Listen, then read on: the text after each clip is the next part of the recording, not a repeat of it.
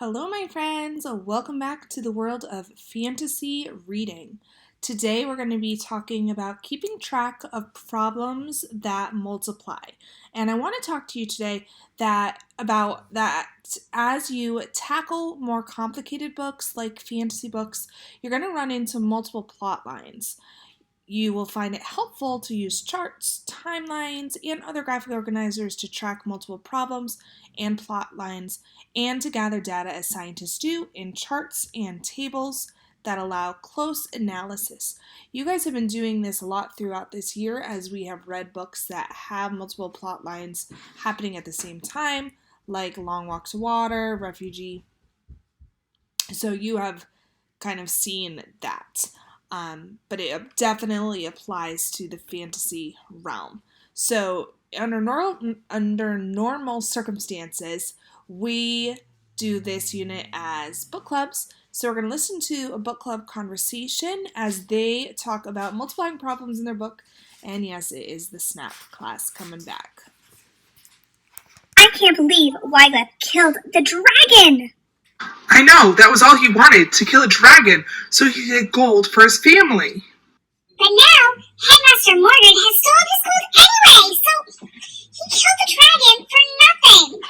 I know, and he feels bad about it too. Now Wycliffe has a new problem. He doesn't like killing dragons.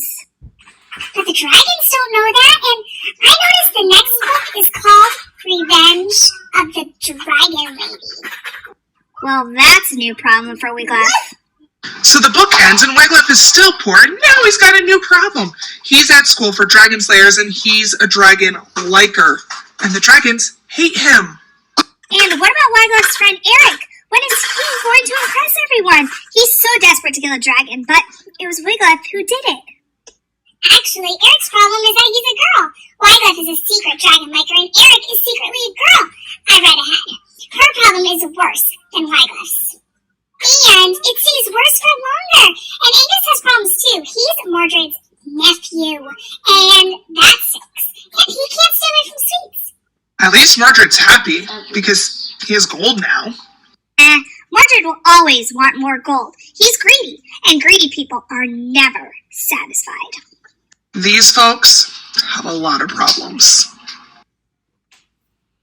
Okay, so the club then took their discussion and put it into a chart like this, which is something that you can apply to your books that you are reading from the Epic Collection. So you can see they have the character listed here and the problems that the characters are facing, how they solve the problem or how the problem changes, and then by the end of the story. Obviously, this part can't be completed till you finish. But you can see they talked about Wycliffe. He needs gold. Well, how does he solve that? He kills a dragon. But then Mordred takes the gold. He was poor. He can't keep the gold, and he's still poor. He wants to kill a dragon, and then he kills a dragon. But then he finds out he hates killing dragons. So you can see these problems kept amplifying in that book. Same thing in Harry Potter. You're going to notice that Harry, Ron, and Hermione start to hit some problems and how those problems can multiply throughout the story and how they have to adapt to solve them.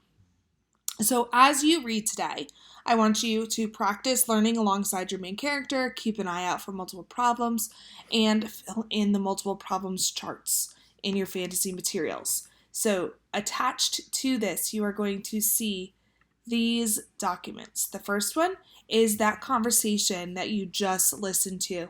So you can refer back to this about how they thought about the problems. Their chart is also attached. Then this is the page that you're going to start filling in. Now I know that you won't have this part filled in by the end unless you finished a book. You might have finished a book already and you know how it changes by the end. If you haven't, then you can just leave that column blank.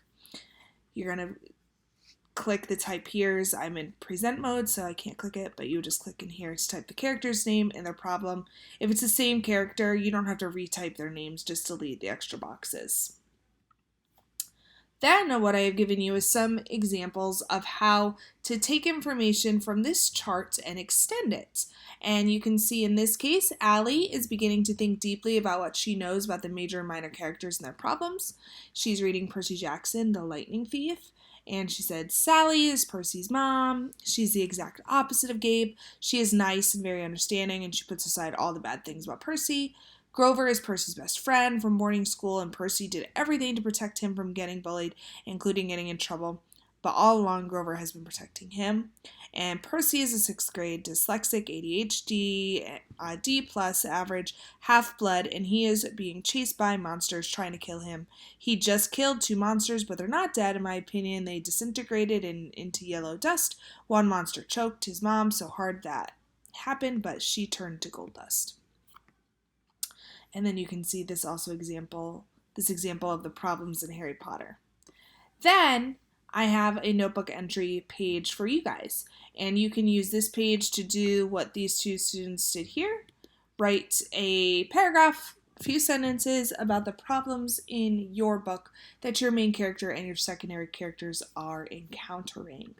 I cannot wait to have some conversations about what you are learning about your characters and how they are overcoming their problems when we get to chat via Zoom. Happy reading!